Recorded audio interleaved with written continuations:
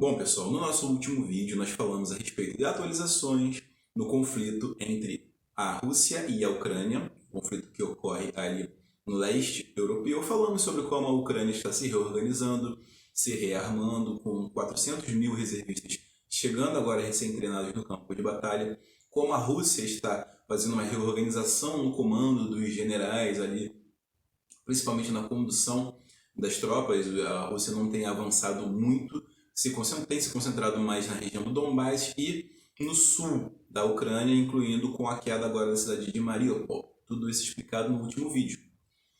Porém, a guerra começa a se expandir para fora da Europa, porque essa semana, dois caças, um russo e um chinês, na verdade, caças bombardeiros, caças com capacidade de carregar armas nucleares, sobrevoaram e invadiram espaço vital japonês.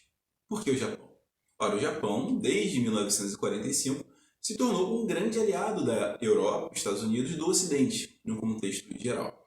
Inclusive, o governo japonês foi um dos grandes responsáveis por fomentar os enormes embargos. Hoje, a Rússia sofre mais de 5.000 tipos de embargos, é o país com o maior número de embargos econômicos do mundo, superando inclusive a Coreia do Norte. E o Japão foi um dos grandes fomentadores deste embargo. Houve esse movimento, então, podemos dizer até mesmo agressivo por parte da Rússia e do Japão, sobrevoando o espaço aéreo japonês. O Japão que pleiteia se remilitarizar.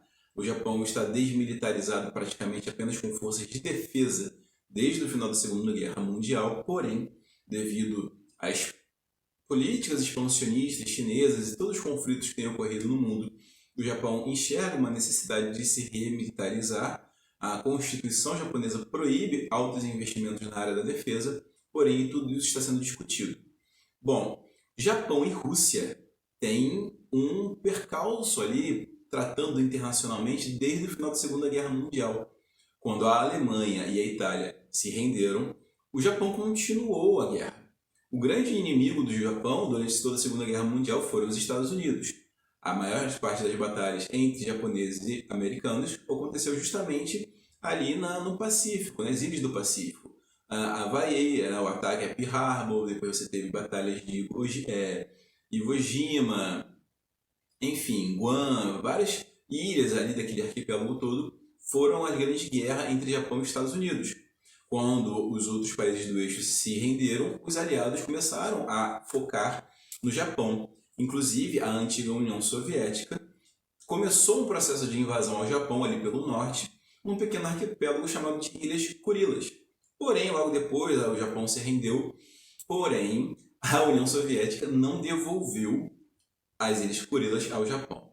Em 91, acabou a União Soviética, surgiu a Rússia, e a Rússia até hoje não também demonstrou interesse em devolver o arquipélago das Ilhas Kurilas ao Japão. O Japão protesta internacionalmente, existe um conflito diplomático nessa questão, porém, aparentemente não irá se desenvolver, pelo menos não no curto espaço de tempo. Bom, vocês lembram que um dos 3 motivos principais que eu falei no último vídeo para que a Rússia começasse a sua invasão à Ucrânia era para que a Ucrânia não acessasse a OTAN. Para a Rússia não é interessante que a Ucrânia fosse parte da OTAN, porque a OTAN estaria agora colada com a Rússia, de cara com a Rússia, uma vez que a Rússia e a Ucrânia têm grande fronteira territorial. Porém, um dos efeitos colaterais desta guerra, como todas as guerras, foi que outros países agora pleiteiam acessar a OTAN. 2 deles principais são Finlândia e Suécia, 2 países que no passado já fizeram parte do antigo Império Russo e que sempre foram conhecidos pela sua neutralidade, o seu desejo de não se envolver, de não participar em grandes conflitos. Porém, após a guerra na Rússia, foi feito um plebiscito, uma série de perguntas e pesquisas entre a população desses países, e se antes a população não demonstrava querer fazer parte da OTAN, agora, segundo essas pesquisas, a população deseja, por medo, fazer parte da OTAN. Isso, inclusive, levanta um grande ponto.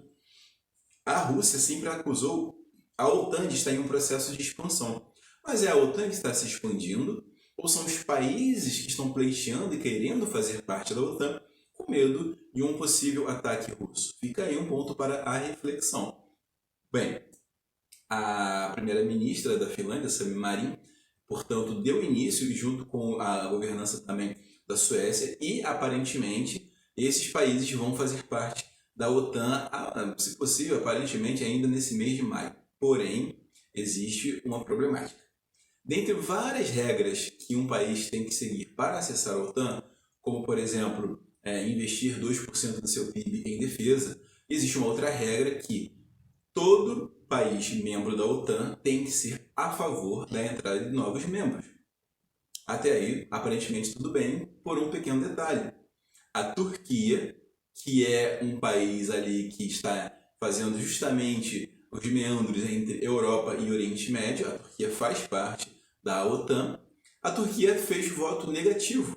O presidente turco, o senhor Recep Tayyip Erdogan, disse que não vai aprovar a entrada da Finlândia e da Suécia para a OTAN. Agora vamos nos perguntar, por qual motivo?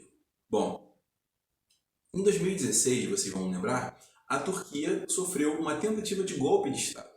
Militares e outros tipos de funcionários do Estado tentaram dar um golpe, derrubar o governo do senhor Recep Tayyip Erdogan, porém o golpe falhou, ele conseguiu dar a volta por cima, se vingou, caçou todos os militares, juízes, funcionários públicos, professores universitários, todos esses foram presos, condenados, expulsos das suas respectivas instituições e ele se mantém no poder até hoje. A grande questão é que é dito que as principais lideranças dessa tentativa de golpe estão espalhados por aí, inclusive nesses países. É de conhecimento que o mentor, o grande cérebro, um clérigo turco de muita importância chamado Fethullah Gülen está inclusive exilado nos Estados Unidos. E outras lideranças estão na Suécia, estão na Finlândia também. Inclusive, a Turquia tem uma questão a ser tratada ali no contexto da guerra da Síria, que entre a Turquia e a Síria existe uma região, uma população dos curdos. Os curdos são um povo, uma etnia com língua própria, cultura própria, que pleiteiam criar um país para si. No contexto da bagunça da guerra civil na Síria, eles tentaram criar o seu país, porém o território que eles pleitearam pegava um grande pedaço da Turquia. E a Turquia atacou aqueles curdos e, enfim, houve guerras, ataques terroristas por parte dos curdos, segundo a Turquia. E parte dessa liderança curda também está exilada nesses países. Então a Turquia quer, para liberar o voto, gente, tudo isso é geopolítica. A Turquia está sabendo jogar, a verdade é essa. Para liberar que esses países entrem, ela quer conquistar aquilo que é do interesse dela. Outra coisa também, a Turquia, no caso, ela quer que essas lideranças sejam entregues a ela. Outra questão também é que, há algum tempo atrás, a Turquia, que estava negociando a compra dos caças F-35, caças modernos, muito poderosos, muito potentes, o principal material de caça que hoje tem nos Estados Unidos, a Turquia estava pleiteando compra, porém, ao mesmo tempo, comprou armas e sistemas de defesa antiaéreo russo, o que não agradou os Estados Unidos, que embargou a compra de armas por parte da Turquia.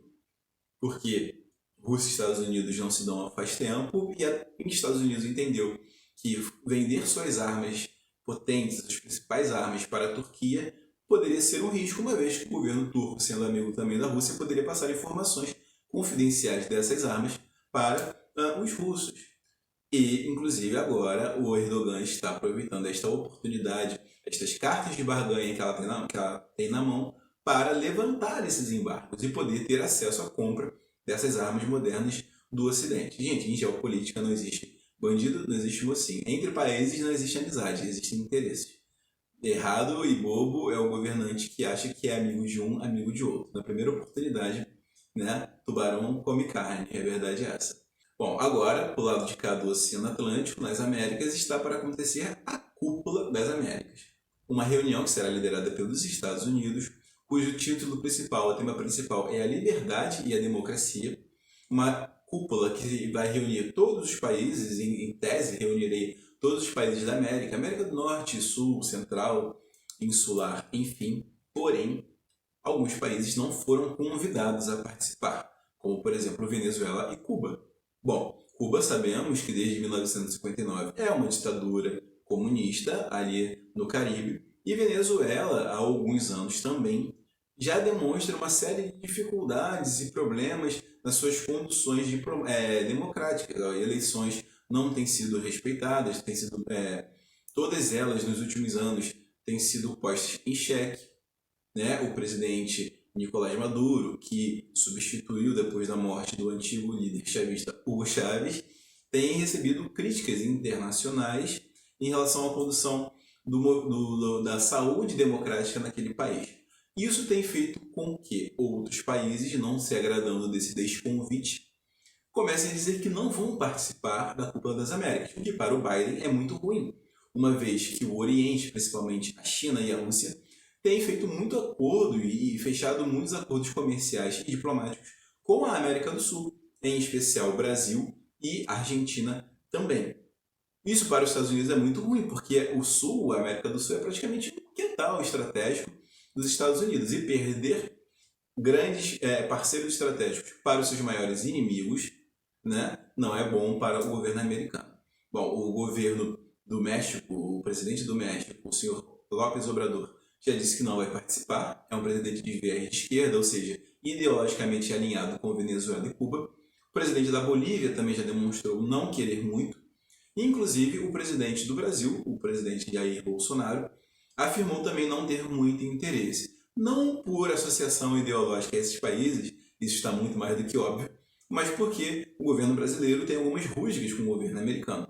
Vamos nos lembrar que ainda no período de campanha, o presidente, ainda candidato Joe Biden, fez fortes críticas ao governo brasileiro, ao presidente Bolsonaro, falando que havia um desrespeito com a democracia no Brasil, inclusive desrespeito com queimadas na Amazônia. A Amazônia estaria sendo destruída. Um argumento que não agradou o presidente desde aquela época. Havia já ameaças até mesmo de embargos econômicos do governo americano ao Brasil. Inclusive, uma nova embaixadora que está sendo agora sabatinada no Senado americano e que será nova embaixadora dos Estados Unidos no Brasil, a senhora Elizabeth Bagley, disse ali nos seus embates e debates que o presidente Bolsonaro é uma ameaça à democracia brasileira e que as eleições no Brasil em 2022 vão ocorrer mesmo com o presidente Bolsonaro. Você imagina o peso diplomático, diplomático e político que isso tem entre dois países, e o presidente Bolsonaro agora se afastando cada vez mais dessas alianças com o Ocidente. Olha, o Brasil realmente tem que avaliar o que é melhor para si. A China já é o maior parceiro econômico estratégico que o Brasil tem no mundo há muitos anos, já passou dos Estados Unidos há muito tempo, e os Estados Unidos têm demonstrado pouco interesse em manter laços diplomáticos com o Brasil, com acusações sérias em relação ao governo atual. Dado isso, o Brasil é o maior país da América Latina, é a maior economia da América Latina, é a maior potência militar da América Latina, e não é nem um pouco inteligente para os Estados Unidos perder o parceiro desse. Então, um diplomata americano foi enviado ao Brasil para tentar convencer o presidente Bolsonaro para participar da cúpula. É um momento bom para que o Brasil, assim como a Turquia, que sabe jogar os seus interesses de acordo com as necessidades dos outros, o Brasil também sabe utilizar e correr atrás dos seus interesses no grande tabuleiro diplomático e geopolítico do mundo também. Gente, quero agradecer a sua presença, você que acompanhou até aqui. Por favor, se inscreva caso ainda não esteja inscrito, é muito importante. E principalmente você também tem que curtir. É 1 segundo, não custa nada, é de graça. Você curtindo, o YouTube divulga nosso trabalho para quem tem o mesmo interesse de assuntos que nós. Cada um de nós possui a sua própria história, mas apenas a história possui cada um de nós como seus fiéis observadores. Fiquem bem e até o próximo vídeo.